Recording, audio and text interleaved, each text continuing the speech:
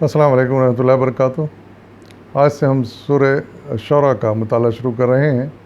اس کی پہلی 6 آیات کا ترجمہ لے کر حاضر ہوں، سماعت فرمائیے۔ ہا میم عین سین قاف۔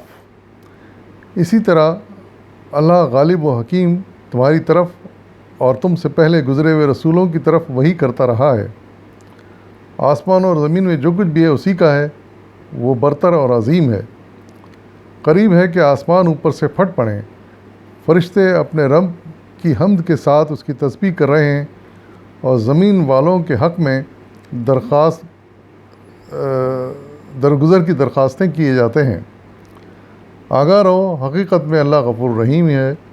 جن لوگوں نے اس کو چھوڑ کر اپنے کچھ دوسرے سرپرست بنا رکھے ہیں، اللہ ہی ان پر نگران ہے، تم ان کے حوالہ دار نہیں ہو۔ صدق اللہ العظیم۔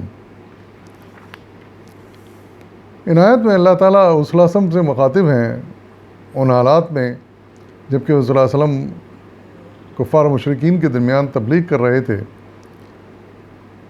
اور ان کو طرح طرح کی مشکلات پیش آ رہی تھیں، اور وہ کفار مشرکین اپنی ضد پر اڑے ہوئے تھے اور قبول حق سے انکار کر رہے تھے۔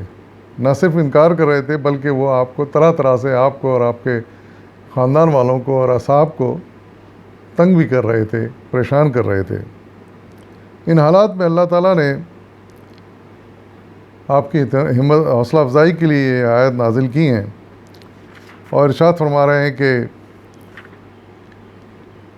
یہ جو کفر و شرک کر رہے ہیں، دوسروں کا انہوں نے اپنا ولی بنایا ہوا ہے، بتوں کو، دوسری شخصیتوں کو، یا جنوں میں سے کسی کو، اور اپنا ولی بنا کر پھر ان کی پوجا بھی کر رہے ہیں، تو یہ اللہ تعالیٰ سب کچھ دیکھ رہا ہے۔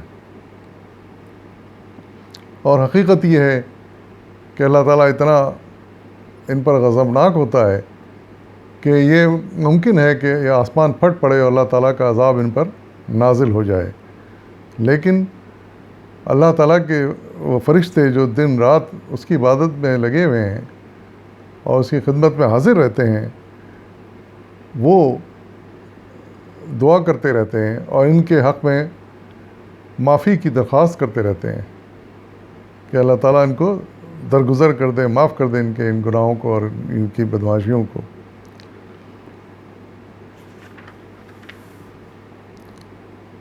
اور پھر ارشاد فرمایا جا رہا ہے کہ تم سے پہلے بھی رسولوں پر اس طرح وحی نازل کی گئی تھی، اور اس وقت کے کافروں اور مشرکین نے بھی اسی طرح انکار کیے تھے اور حق کو قبول نہیں کیا تھا۔ اسی طرح یہ آج تمہارے ساتھ سلوک کر رہے ہیں،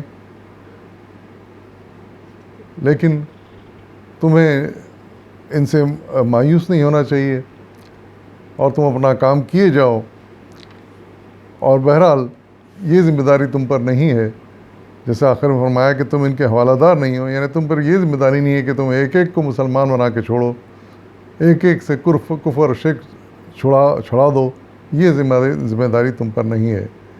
تمہارا صرف یہ کام ہے کہ یہ پیغام جو اللہ تعالیٰ کا ہے، جو آیتیں ہیں، ان کو سنا دو، ان تک پہنچا دو، اور پھر ان سے نپٹنا اللہ تعالیٰ کا کام ہے، وہی ان سے اچھی طرح نپٹے گا۔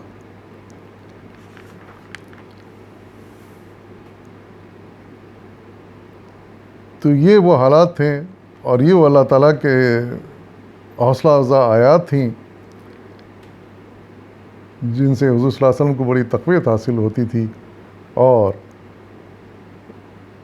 وہ تن من دھن سے اپنا کام کیے جا رہے تھے، اور اسی کا نتیجہ ہے کہ پھر ایک وقت آیا کہ پورے عرب میں اسلام پھیل گیا، وہاں کے کفار و مشرکین نے کفر و شرک چھوڑ دیا اور پوری طرح اسلام قبول کر لیا، اور پورے عرب میں اسلام کا بول بالا ہو گیا۔